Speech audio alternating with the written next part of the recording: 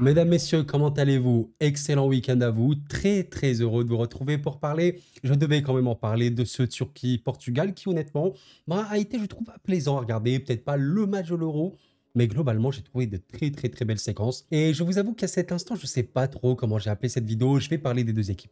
Je vais parler de la Turquie, du Portugal, et si jamais ça en intéresse certains, je parle également de l'équipe de France en fin de vidéo pour revenir sur le match France-Pays-Bas où j'ai fait une vidéo à chaud très réactionnelle. On va redescendre en température et je vous donnerai une petite conclusion en fin de vidéo. Mais parlons quand même de ce match-là. Donc oui, voilà, je pense que j'ai quand même envie de parler en même temps des regrets turcs parce que oui, pour moi, la Turquie peut avoir des regrets, mais en même temps, le Portugal, bah honnêtement, quand on voit le Portugal, est-ce qu'on se pose pas et on se dit ouais, cette équipe a quand même les arguments pour aller au bout.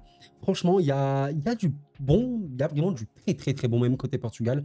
Je pense qu'il y a du moins bon. Et vous savez, si on doit comparer, bon, c'est pas forcément le truc le plus pertinent, mais si on doit comparer par rapport à une équipe qui a montré de très belles choses, à savoir l'Espagne, je sais pas si le Portugal m'a fait une impression aussi énorme que l'Espagne. Par contre, ouais, je pense qu'avec Espagne et Allemagne, ben, le Portugal m'a l'air d'être vraiment une équipe au point pour aller très loin. Et bon, on va rappeler quelque chose de très simple. Le Portugal, avec 6 points et une victoire contre la Turquie, est qualifié. Voilà, donc c'est très bien. N'oublions pas que la montée en puissance est quelque chose qui existe dans le football et tu peux commencer la compétition en mode un peu diesel, lent et tout. Et là, tu montes contre la République tchèque. Je vais pas dire que c'était pas bon. Il y avait vraiment de belles séquences. Maintenant, oui, jouer contre un bloc bas, c'est très dur.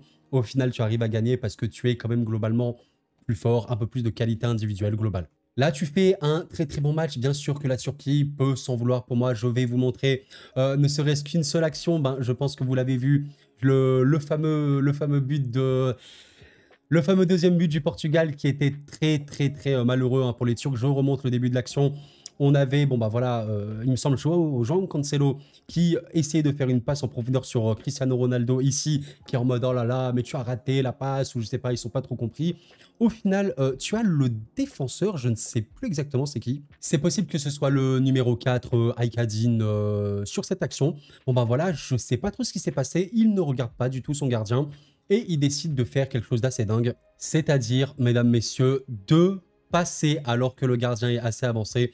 Il passe à l'aveugle et il prend complètement à contre-pied. Et oui, c'est malheureux parce que la séquence d'après, il a but totalement rentré. Et mine de rien, bah, au bout d'une demi-heure, tu vois ça, c'est quand même déjà triste. C'est quand même déjà triste, il faut le dire. Surtout que la composition de base de la Turquie était, je vais pas dire bizarre ou quoi, il y avait, je pense, une compo assez ok. Voilà, globalement, c'était à peu près les mêmes joueurs, mais la chose qui a surtout été différent par rapport à la Géorgie, ben, c'est l'attaque. L'attaque avec Akun, Koksu, Akturoglu et Ilmaz. Alors, je suis désolé si jamais j'écorche les noms turcs, je parle pas turc, je suis désolé. Mais voilà, moi j'ai trouvé que Akturkoglu notamment, bah, il a fait son match, je l'ai pas non plus trouvé si mauvais. Alors Agoun, bon, peut-être que j'ai pas été très attentif parce que je faisais aussi un truc en parallèle, j'ai pas pu suivre le match de la meilleure des concentrations, on va dire. Mais le vrai truc qui a saoulé pas mal de gens, c'est que bah, quand on regarde la composition contre la Géorgie, et oui, Arda Güler d'un côté et Kenan Yıldız de l'autre, ça c'est quand même quelque chose qui a beaucoup joué. On sait que la Turquie, cette saison, cette année, c'est très excitant à suivre parce que deux extrêmes jeunes talents, on rappelle que Güler et Yıldız ont 19 ans, ils viennent de faire 19 ans, ils sont extrêmement jeunes. Et oui, quand on regarde ce match-là contre la Turquie, contre le Portugal, pardon, bah, on a Yıldız qui rentre à la 58e, bon voilà, et Arda qui rentre à la 70e minute. Au final, bon, bah, qu'est-ce que tu as? Tu as, quand tu regardes les statistiques, des expected goals forcément plus élevés côté Portugal qui indiquent quand même quelque chose. Oui, le Portugal a été fort sur ce match-là. Et on le sait, la Turquie n'est pas une équipe qui est bonne défensivement. Je pense que on peut l'affirmer. C'est une équipe qui, par contre, pratique un beau football, très technique, très léché même, et avec beaucoup de folie technique. On a vu notamment des buts contre la Géorgie absolument formidable. Rien que quand tu vois le but de Güler, c'est dingue. Mais même le premier but, il est exceptionnel. Bon, il faut le dire. Mais voilà, défensivement, c'est pas le cas. Et je voyais la Turquie marquer sur ce match-là. Au final, tu termines le match avec 0,65 XG. C'est faible. C'est honnêtement assez faible. Tu as même pas un XG, ce qui indique quand même que tu as eu beaucoup de mal à te, on va dire, générer des occasions majeures, malgré le fait que tu as eu 9 corners. Rendez-vous compte, le Portugal, c'est un corner sur ce match-là. La Turquie, c'en est 9. C'est quand même dommage. Quand on voit un petit peu les occasions turcs, bah, on peut notamment voir que Aktürkoğlu a beaucoup tiré, notamment proche de la cage, mais il a pas mal raté. C'était pas le seul, évidemment. À noter quand même, il y a eu des bels arrêts de Diogo Costa. Maintenant, de mémoire, il y a aussi des arrêts loin, extérieurs de surface. Bon, c'est quand même chaud hein, de marquer de cette position-là, il faut le dire. Et globalement, oui, on est bien d'accord, le Portugal est très fort offensivement surtout. Ils peuvent marquer, il n'y a pas de problème. Mais pour moi, la Turquie aurait dû répondre offensivement. C'est quand même très très dommage de faire une telle erreur technique, on peut le dire, vers la 30e minute qui t'amène au 2-0. Après, ça te plonge un peu mentalement. Mais ouais, ce choix de ne pas mettre Ildi, de ne pas mettre Güler, bon, je vous avoue que comme ça, je n'ai pas vraiment beaucoup d'explications. N'hésitez pas, évidemment, à m'en donner une. Je me dis peut-être qu'il voulait un peu plus des joueurs d'expérience. De toute façon, globalement, oui, la Turquie n'allait pas poser le bus. On le sait très très bien. Mais que voilà, je sais pas. Voilà, moi, je cherche pas du tout à défendre Vincenzo Montella à tout prix. Vraiment pas du tout. Je cherche toujours à chercher des explications. Voilà, vraiment, on essaie de réfléchir, on essaie de comprendre. Bon, bah c'est dommage. C'est quand même dommage. Moi, voilà vraiment l'explication que j'ai. Güler, ils disent, ils sont assez jeunes. Peut-être que contre le Portugal, c'est un peu trop. C'est du très, très, très, très, très haut niveau. Contre la Géorgie, peut-être qu'on pouvait se permettre, mais on n'ose pas pour ce match-là. Bon, j'aurais aimé, je pense, voir les voir titulaires comme Boutou, je suppose. C'est normal, ils sont jeunes. C'est très, très hypant d'avoir de tels joueurs. Maintenant, ouais, voilà. Est-ce que ça aurait changé le match? Ben, si techniquement, tu as peut-être un peu plus de justesse et tu as beaucoup plus cette, on va dire, qualité technique pour arriver dans le dernier tiers et te générer des occasions, comme on a pu voir en fin de match, ouais, franchement, peut-être que le Portugal marque 1-0, mais que tu arrives à rebondir rapidement après. On sait pas, franchement, on sait pas. Et c'est pour ça que j'ai peut-être un peu des regrets pour les Turcs sur cet aspect-là. Bon, maintenant, oui, c'est vrai qu'il y a une vérité. Quand on voit le nombre de tirs, c'était à peu près égal. 11 tirs à 12, 3 tirs cadrés chacun. Il y a quand même les grandes chances manquées. Oui, c'est le Portugal qui l'a raté. Je dis pas dans cette vidéo, la Turquie aurait dû battre le Portugal et tout. Non, le Portugal est extrêmement fort. C'est pas parce qu'ils ont fait un match, entre guillemets, terne contre la Tchéquie. La Tchéquie a joué bloc bas. Je pense que la chose la plus dure dans le football, c'est de battre un bloc bas. On savait que la Turquie allait jouer un peu plus libérée, même beaucoup plus libérée, on le voit très bien. Franchement, là, le Portugal a eu beaucoup d'occasions. Oui, ce match, il peut faire 4, même 5 buts. Pour le Portugal, peut-être même plus. Je suis totalement d'accord. D'ailleurs, j'avais mis un pronostic assez fou, un petit 4-2 pour le Portugal. Je voyais un match avec beaucoup de buts. Au final, bon, 1-3-0 qui... Est-ce qu'il reflète vraiment le match? Je pense que dans l'absolu, oui, le Portugal a été globalement plus fort. Mais la Turquie aurait mérité son but. Et peut-être un petit regret de ne pas avoir vu Güler et ils disent plus tôt. Ouais, peut-être ce regret-là. En tout cas, n'hésitez pas à me dire ce que vous en pensez. Globalement, je pense peut-être qu'il y a eu... je ne vais pas dire du stress au niveau du sélectionneur, mais peut-être qu'il s'est dit le Portugal, c'est du très haut niveau. Et de toute façon, je pense que tout le monde s'attendait à voir la Turquie plutôt finir deuxième de ce groupe-là. Je pense qu'on est à peu près tous d'accord. Maintenant, ouais, peut-être que être plus joueur, peut-être se dire que bon, au pire, tu vas te prendre beaucoup de buts contre la Turquie, mais tu vas mettre ta plus grosse qualité offensive, tu vas mettre tes jeunes énormes talents qu'on a déjà pu voir en club, évidemment avec la Juve, avec le Real et en sélection contre la Géorgie. Ben voilà, tu tentes le tout pour le tout. Peut-être qu'il y a eu un peu ce stress, la charge mentale était peut-être un petit peu élevée. Peut-être également que ouais, techniquement, tu sentais quand même que ça pouvait manquer un petit peu par-ci, par-là. C'est normal de perdre contre le Portugal, je pense. C'est une très grande équipe. On attendait mieux, on attendait mieux. Mais voilà, mesdames, messieurs, pour parler quand même du Portugal, oui, vraiment très grande équipe. Je pense vraiment que ça peut être peut-être le point de faiblesse de ce Portugal-là, c'est l'aspect défensif. Et pourtant, je ne dis pas que les défenseurs sont mauvais, loin de là. Bah, j'ai notamment trouvé Pepe aujourd'hui, Pepe, appelez-le comme vous voulez, bah, vraiment excellent, hein. Vraiment très peu de déchets. Comme on peut le voir, il a fait que 2 passes ratées, mais honnêtement, ouais, très solide, même au duel. Bah regardez, quand on voit les statistiques ici, on voit l'action défensive, il y a quand même 10 actions défensives de Pepe. D'ailleurs, Kadioglu, bon, j'en ai pas parlé, mais quel très bon joueur, hein. Je pense que lui, Ferdi, il peut avoir une grande carrière. Apparemment, ça l'enverrait côté Dortmund. Hâte de voir ça. Mais voilà, quand même, 4 récupérations pour Pepe, 4 dégagements de la tête. Voilà, 7 dégagements au total. C'est plutôt très bien. Il s'est fait dribbler une seule fois. J'ai trouvé un match défensivement des Portugais qui était OK. Il ne faut pas non plus oublier que oui, la Turquie, techniquement, c'est énorme. Vraiment, il ne faut pas le sous-estimer. Il y a même des joueurs comme Youssouf Yazidze qui sont rentrés. C'est fort techniquement. Je pense que le Portugal qui mène 3-0 dans les 20 dernières minutes, un peu comme l'Espagne contre l'Italie, tu cherches à défendre, tu ne vas pas te complexifier la tâche. Et OK, peut-être que le Portugal, c'était pas non plus... On a senti quelques petites brèches. Bah, ça n'a pas pris de but et ça n'a pas concédé une grosse occasion. Malgré le fait que tu temporisais, t'attendais. Et c'est plutôt bien, c'est plutôt très bien. Moi, j'ai trouvé une performance globale du Portugal plutôt bonne, même très bonne.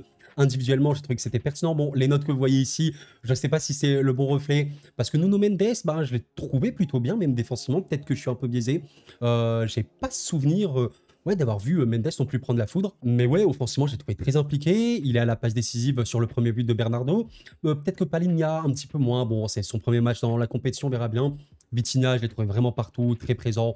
Bruno, je l'ai trouvé vraiment également présent. Globalement, il y a eu une équipe. Tu sentais que c'était une équipe, tu sentais que c'était fort et tu sentais que ça pouvait marquer à tout moment, même quand ça n'avait pas le ballon. Et c'est une grosse force du Portugal. On sait que c'est une équipe qui, en qualif, a eu énormément le ballon. Mais oui, le Portugal, même avec moins de ballon, ça peut être très fort. On attendrait peut-être mieux en contre. Je pense qu'il y a des joueurs de contre assez phénoménal, comme Leao, comme Cancelo. Mais ouais, peut-être que ouais, il devrait être un peu plus fort. Je pense notamment à Leao qui a beaucoup de déchets. Après, il prend beaucoup de risques. Leao, un joueur assez spécial évidemment. J'aime pas mal ce joueur, mais voilà, en plus il a eu 2 cartons jaunes pour simulation. Il faut faire attention. Et globalement, bah, CR7, on l'évoque pas trop, mais je trouve un match très cohérent, très collectif à la passe notamment, mais au-delà de ça, des très bonnes remises, bonnes déviations. Il y a eu beaucoup d'occasions dangereuses créées notamment par lui et d'autres, hein. Une performance globale très bonne. Et on peut même dire, bah, mine de rien, Diogo Costa, très rassurant. Moi, je suis désolé, sur le début de compète, j'ai pas grand-chose à dire. Ça fait que c'est globalement une équipe qui, tu te dis, bon, ça va monter crescendo. Ouais, peut-être que le Portugal peut aller au bout. Alors attention, Portugal qui va terminer premier, l'Espagne va terminer première de son groupe, et l'Allemagne également. Tu es dans cette partie de tableau où il y a Espagne, Allemagne, Portugal. Espagne-Allemagne, c'est potentiellement en quart de finale. Espagne, Portugal, Allemagne, Portugal en demi, parce que le Portugal, il me semble que, à part peut-être les Pays-Bas, s'ils finissent deuxième, il n'y a pas des adversaires ultra top monde. On verra bien ce qui va se passer, mais ça annonce un truc de fou. Bon, voilà, vous me dites ce que vous en pensez, mais globalement, j'ai un peu critiqué Palinha, qui je trouve quand même a fait son match. J'ai pas trouvé globalement un ou deux Portugais drastiquement en dessous. C'était un match sérieux contre une équipe qui, techniquement parlant, peut t'imposer beaucoup de difficultés. On a vu la Géorgie complètement débordée sur beaucoup de moments. Ben voilà, j'ai pas senti le Portugal ultra en danger. Encore une fois, on a parlé des problèmes turcs. Peut-être que ouais, il fallait faire d'autres choix ou 11 de départ, on sait pas. Bon, belle victoire, très belle victoire. Vous me donnez votre conclusion en tout cas. L'homme du match là sur le site a été décidé comme Bernardo Silva. Je sais pas trop s'il est homme du match de IRL. Mais après, ouais, je peux comprendre. Il a quand même été présent, il a marqué. Même si je pense qu'on peut toujours attendre mieux d'un tel joueur.